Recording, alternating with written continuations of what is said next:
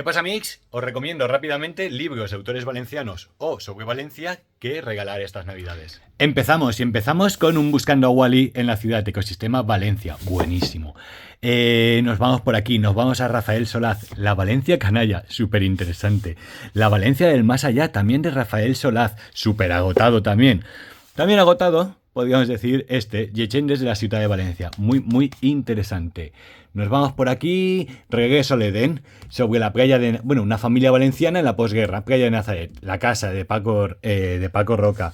Si nos vamos a cómic, Ronson, por favor, lean Ronson, buenísimo, de César Sebastián. Nos vamos abajo, Tones y Resistencia, 1931-39, de Luis Vidal.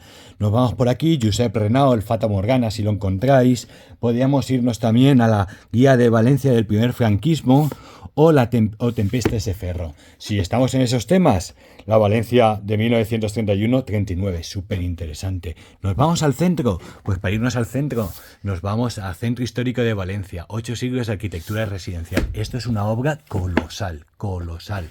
Nos vamos por aquí. Estas pequeñas guías las editadas por el ayuntamiento, creo que era. Son buenísimas. Animales inanimados, por ejemplo.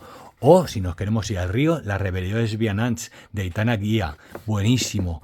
Nos bajamos abajo. Nos en Valencia. Súper interesante, súper curioso, más que interesante.